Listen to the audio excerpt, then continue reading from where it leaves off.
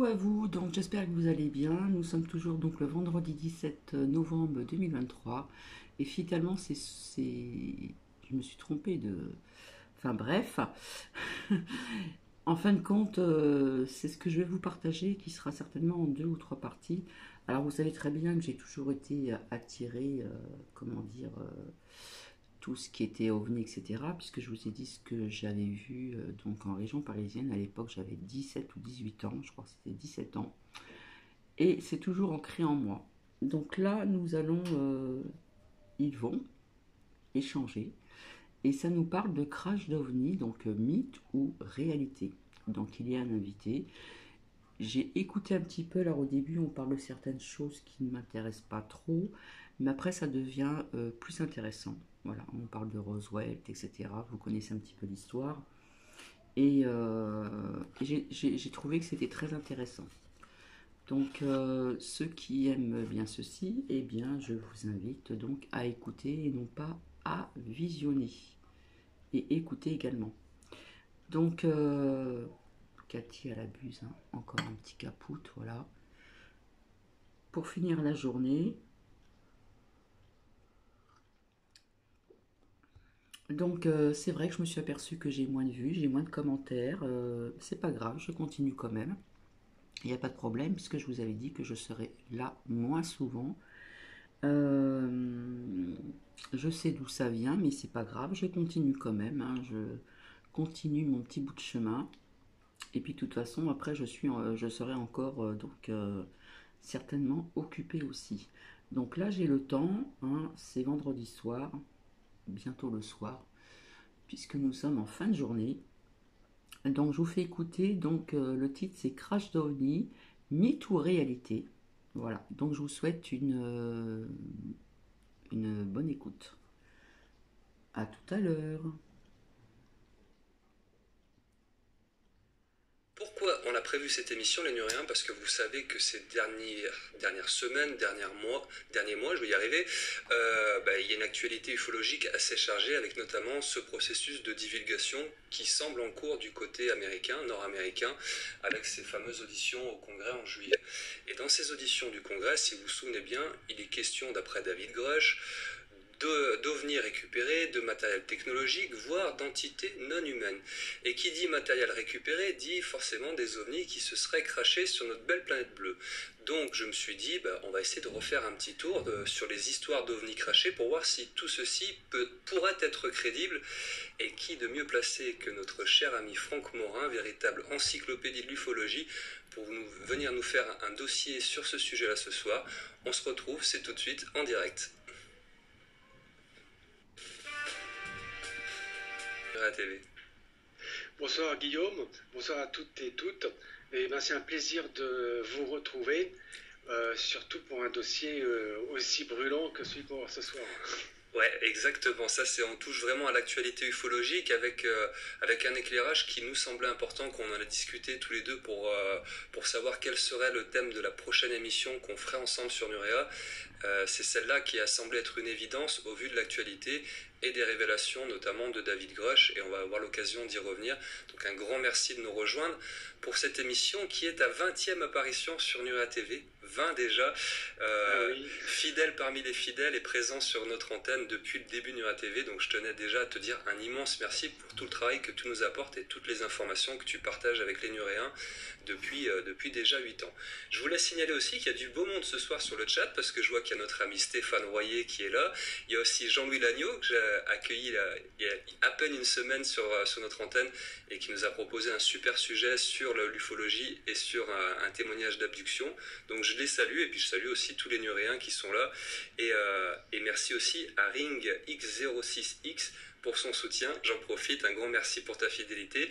Et puis Franck, oui, sur ce dossier-là ce soir, tu nous as préparé un gros dossier, et on va essayer de retourner un petit peu sur toutes ces prétendus crashs ovni à travers la planète. Alors, on va pas faire le tour de tous les dossiers, tu en as sélectionné quelques-uns à nous présenter, et on va voir si derrière tout ça, on est dans une sorte de mythologie qui s'est alimentée au fil des années, ou s'il y a des éléments crédibles qui peuvent nous permettre de croire qu'aujourd'hui il y a des objets qui se sont crashés sur Terre et qui ont été récupérés par divers services gouvernementaux à travers la planète.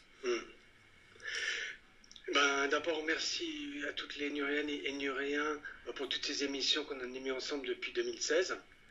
C'est toujours un plaisir pour moi de venir vous présenter des nouveaux dossiers. Et puis on en a vu un sacré paquet entre les phénomènes aériens insolites, les premières grandes vagues ovni, les cas les plus récents, les rencontres rapprochées, les technologies militaires, les scandales en tout genre. Et il y en aura ce soir, je vous le dis. Il y a toujours quelques petits scandales liés aux ovnis que Franck nous reçoit. Et puis d'autres sujets comme les mystères spatiaux. Et ce qui est très sympathique sur Nura TV, c'est qu'on peut aborder tous ces sujets à haute polémique, toujours courtoisement, diplomatiquement, et avec des sources. Merci à toutes les interventions de chacun dans les commentaires qui donnent des nouveaux éléments et des sources sur ces sujets. Ce qui est important, c'est qu'il y a des sources. Allez à la source.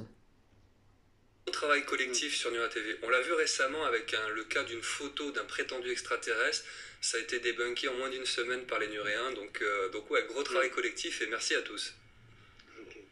Et puis bien sûr, bien le bonjour à Stéphane Royer et Jean-Louis Lagneau.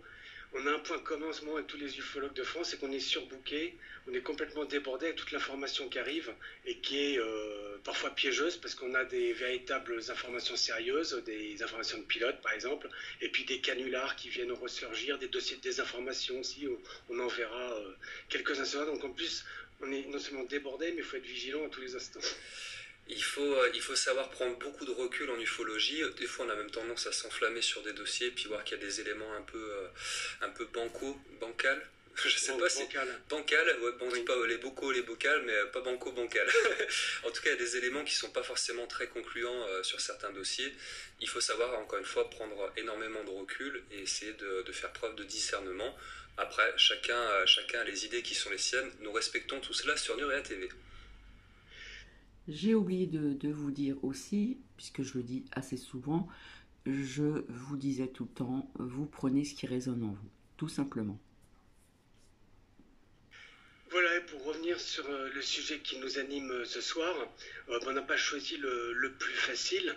Ce qui s'est passé, c'est qu'en juillet 2023, David Grusch, qui est un ex-officier du renseignement, vient devant une sous-commission du Congrès américain et en compagnie de deux pilotes qui sont David Fravor et Ryan Graves, qui sont très connus parce que il y en a un qui était impliqué dans le tic-tac et l'autre qui a recueilli pas mal d'informations sur d'autres rencontres de pilotes. Il est impliqué dans des associations. Et donc David Grusch, lui, affirme carrément que le gouvernement américain détiendrait des corps de créatures non terrestres et aussi des engins. Il parle d'entités biologiques non humaines.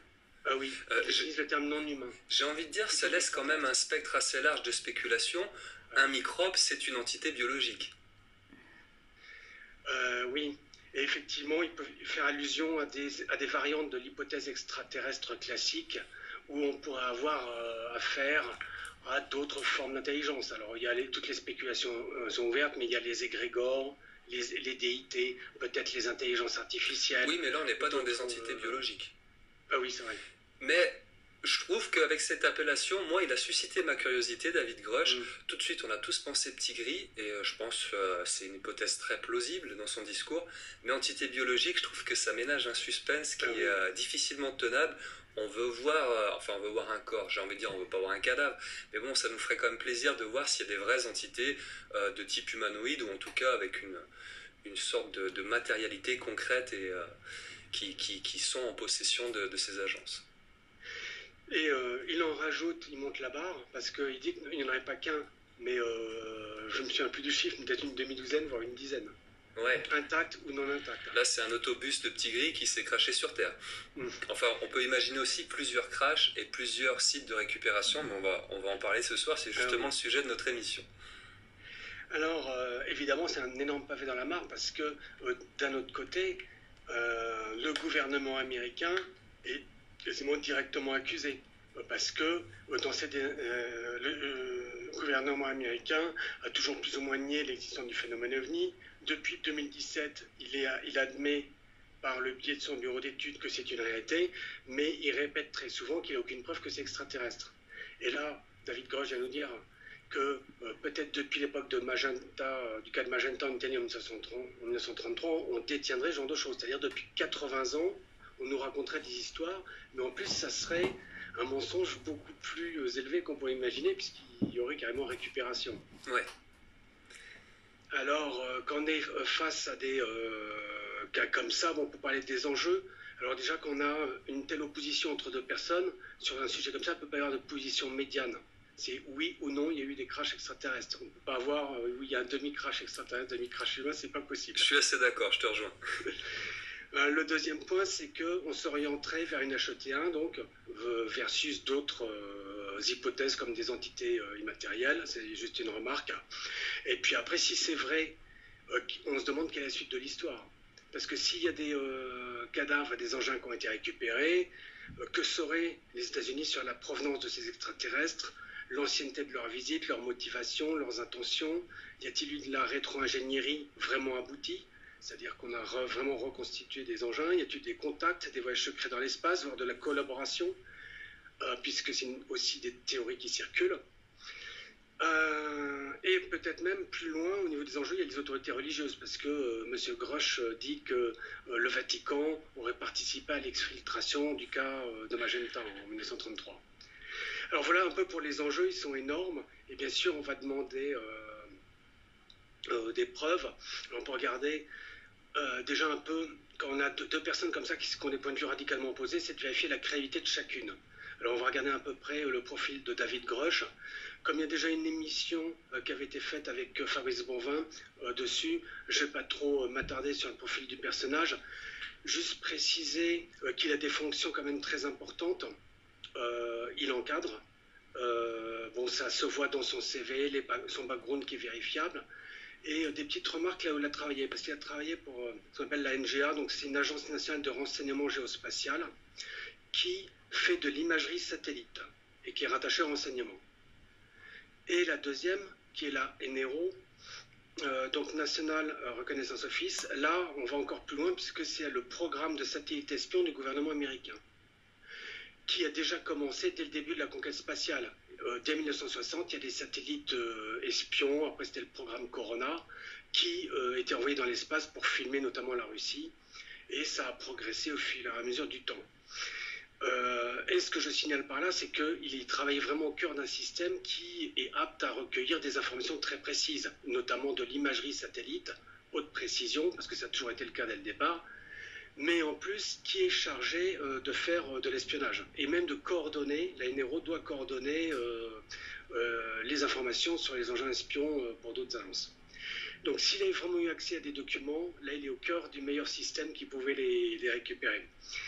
Il dit avoir travaillé 4 ans sur le sujet des crashs, et les sources disent ce témoignage est fondé sur des informations qui ont été transmises par des individus dont les antécédents de légitimité de services rendus à ce pays sont connus, et beaucoup ont partagé avec moi des preuves convaincantes sous forme de photographies, documents officiels et témoignages oraux, couverts par le secret.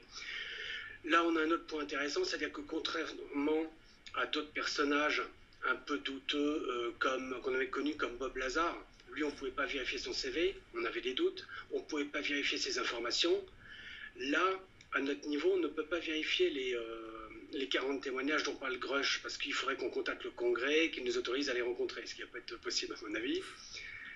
Mais il donne des sources qui sont vérifiables par le Congrès américain. Donc ça c'est un point, même si effectivement on ne peut pas parler de preuves. Différents politiciens disent avoir contacté ces sources sans pour l'instant invalider ou valider les faits. Il nous dit qu'il y a plusieurs personnes qui ont été blessées ou tuées dans le cadre de leur recherche. Alors la question que je pose, c'est que est-ce que c'est parce que c'est indirect, c'est-à-dire qu'elles se sont trop approchées de ces objets en les étudiant?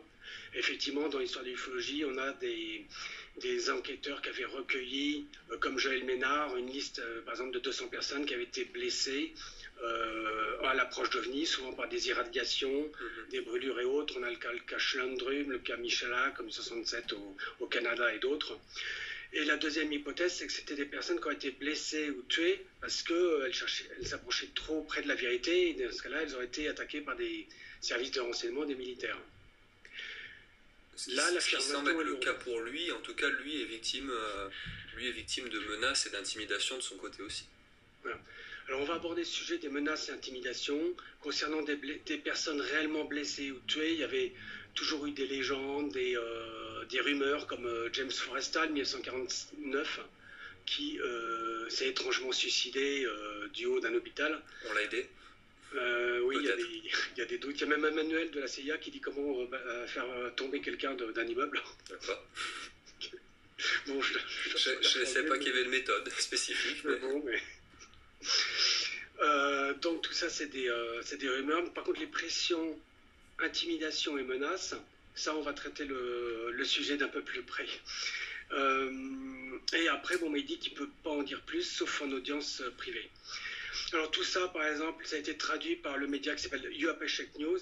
Alors vous le connaissez sûrement, son ancien nom c'était Explore Lab. Et donc c'est Baptiste Friscourt, Michael Vaillant, qui travaillent sur un nouveau concept, qui est de toujours traduire ce genre de documents. Alors bravo, parce que ça dure 14h30 ici. Oui, c'est une sacrée performance, ouais. Et qui travaille sur un nouveau thème qui est celui de la vérification des informations sur les ovnis, un peu du fact-checking ovni. D'accord. Alors je vous dis bon courage si vous écoutez pour ça, parce que quand on fait du fact-checking, on peut avoir n'importe quel type de questions sur n'importe quel cas, n'importe quelle période et n'importe quel pays. Donc voilà. Sacré challenge. Sacré challenge. Alors ce que je vous propose, c'est que comme quand on a deux personnes opposées, là on vient de voir ce qui était possible sur Grush. Je vais quand même en rajouter un peu parce qu'il y en a certains qui font des enquêtes et qui essayent de voir s'il aurait quelque chose à se reprocher. Donc il cherche dans son entourage, dans ses fréquentations, dans son service militaire, s'il y a eu des débordements, des problèmes ici, etc. Pour l'instant, moi, par rapport à ce que j'ai vu, je ne vois rien qui puisse remettre en cause la véracité du personnage. Et d'ailleurs, je voudrais passer un message à Monsieur Grush. Monsieur Grush, bon courage, parce que si jamais on s'aperçoit que pendant votre enfance, vous auriez volé un paquet de chewing-gum dans une épicerie... Ça va ressortir. Ça va ressortir, ça fera un scandale international. Donc, voilà ce qu'il en est. Après, juste pour préciser, David Grush, ce que tu confirmes, c'est sa légitimité, c'est-à-dire son CV, son cursus. Par contre, lui dit bien que les informations qu'il donne lors de cette audition au Congrès ne sont pas des choses qu'il a vues lui. Il déclare pas avoir vu d'OVNI ou avoir vu de corps d'entités biologiques. C'est des choses qu'on lui a rapportées de la part de personnes qui dans l'établissement, sont des personnes de confiance et réputées. Et des photos et des documents, ouais. Mais il n'a pas vu ces choses en direct de ses propres yeux. Tout à fait, il les a pas vues. Il précise qu'il a vu des photos. Et si c'est des photos, comme on parlait, de satellites espions, à haute résolution, je pense qu'elles devraient être intéressantes. Question que je me pose d'ailleurs, si on est capable avec ces satellites espions d'avoir des images haute résolution d'une qualité extrêmement bonne, comment se fait-il que ces fameuses vidéos qu'on a depuis 3-4 ans, le Go Fast, le Tic Tac, etc., n'aient pas de captation de meilleure qualité via des satellites? Alors j'avais prévu de répondre à cette question ce soir avec des sources exactes pour vous expliquer pourquoi les vidéos de gimbal et de FLIR One, par exemple, qui concernent l'USS Nimitz, sont floues, sont dégradées. Ouais, on a l'impression d'être sur Canal+ dans les années 80. Oui, en fin de compte, je vais quand même répondre directement qu'on a dans le détail, c'est volontaire. C'est-à-dire qu'il y a une vidéo Nimitz de longue durée qui a été vue par des témoins à bord du Nimitz parce qu'elle a circulé pendant 24 heures et ces témoins ensuite ont parlé pour dire ce qu'elle contenait. Et en fin de compte, la différence par rapport à celle qui circule, c'est qu'elle est donc beaucoup plus longue, elle est de qualité exceptionnelle, c'est-à-dire c'est comme le tic-tac tel que tu le vois dans les animations. Et il y a des informations classifiées aussi dessus. D'accord. Donc à la base, il y a des documents vidéo qui sont d'une qualité exploitable, bien plus que les vidéos médiocres qu'on a eues il y a quelques années.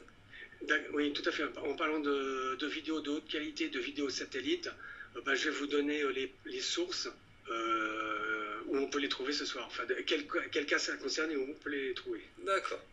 Je sens que les Nuréens, vous avez du boulot après cette émission. Il y en a quelques-uns qui vont faire une nuit blanche en cherchant les bons sites et les bonnes vidéos. Voilà, et pour continuer sur Grush, il y en a qui pensent, mais bien sûr sans aucune preuve, hein, que ça pourrait être de la mythomanie, des intérêts commerciaux s'il aurait quelque chose à vendre bientôt, une influence de personnes trop promptées sur des théories extraterrestres, ou alors une opération psychologique militaire. Sur ce dernier point, faudrait-il encore savoir laquelle et dans quel intérêt? Quel intérêt de faire croire que les États-Unis auraient des cadavres et des engins extraterrestres si ce n'est pas le cas? Et là, beaucoup de sous-hypothèses pourraient être ouvertes, mais j'ai peur d'en rater. Peut-être pour intimider des ennemis, pour décrédibiliser l'ufologie en préparant déjà une contre-preuve. Il y a la thèse du Cosmic Hoax qui dit que ça vise à simuler une agression extraterrestre. J'y crois pas trop parce que si les USA ont besoin de budget militaire, ils n'ont pas besoin d'inventer des extraterrestres. Ils ont déjà suffisamment d'ennemis et d'opérations. Ils inventent des armes de destruction massive en Irak. Ils sont plus à ça près, j'ai envie de dire.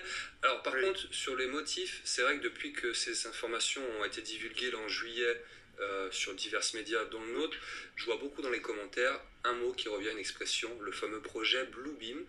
Je me souviens d'avoir parlé avec Fabrice Bonvin lors de l'émission où on a parlé des auditions du Congrès et de David Grush, où Fabrice lui nous disait que lui, pendant des années, il a essayé de s'intéresser à ce concept-là de Bluebeam, pour au final se rendre compte, d'après lui, que c'était une coquille vide et qu'il n'y avait rien de bien concluant et que c'était pas une hypothèse qui lui semblait crédible. J'aurais tendance à partager son point de vue. Qu'en est-il de ton côté? Est-ce que ce fameux Bluebeam te semble être une hypothèse viable? Alors pour le remettre dans son contexte, c'était Serge Monast, un journaliste qui avait reçu par source anonyme ce prétendu projet Bluebeam. Une théorie du complot entre guillemets qui vise à imaginer que la NASA prévoit de projeter des images holographiques géantes sur le coin de la planète pour dire que toutes les religions sont fausses, mais qu'il y a un nouvel antéchrist qui va venir, etc., pour prendre le contrôle de la planète. Et qu'il y aura non seulement des hologrammes, mais aussi des messages mentaux adressés à chaque personne de la planète dans sa propre langue. Là, je résume tout de suite. Oui, on pourrait faire une émission complète dessus, oui. Donc c'est histoire de faire un petit détour sur ce Bluebeam et d'apporter ton éclairage à toi. Hein. Alors les premières incohérences, bon bien sûr il y a l'absence de sources vérifiables, il y a le fait que les hologrammes aériens officiellement en 1990 n'existaient pas. Dans le civil, c'est à partir de 2014 qu'on a commencé à en faire, c'est des petits points lumineux. Donc quand on me dit on va construire on va projeter des hologrammes géants, je rappelle qu'il faut normalement un support, même sur un nuage, on peut le faire, mais c'est compliqué. Donc actuellement faire un disque volant qui traverserait le ciel, à ma connaissance, c'est officiellement pas possible. Donc ça, c'est pour les hologrammes. Et après, il y a la technologie qui consisterait à envoyer un message mental dans l'esprit de chacun. Mais il faut savoir que sur Terre, il y a 7000 dialectes. Et qu'aucune nation jusqu'à maintenant n'a réussi à tous les catégoriser, les maîtriser. À titre d'exemple, même les Américains, quand il y a eu les invasions au Moyen-Orient, ils avaient des problèmes pour comprendre certains dialectes. Ils cherchaient absolument des traducteurs. Et après, il y a d'autres petites incohérences qui sont... comment tu sais que telle personne, elle parle telle langue, si elle est bilingue, dans quelle langue je lui envoie? Il faut une sorte d'omniscience pour réaliser le projet tel qu'il a décrit à ce journaliste, qui, du coup, ce journaliste l'a reçu d'une source anonyme. Oui.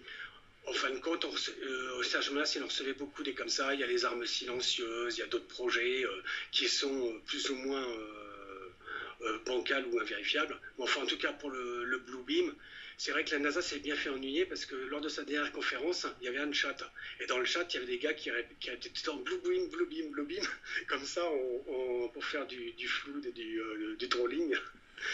Mais en tout cas, pour la véracité des faits, j'en doute, puisque même inversement, quand les Américains utilisaient le langage Navarro pendant la Seconde Guerre mondiale, comme langage secret, jamais les ennemis n'ont réussi à le déchiffrer.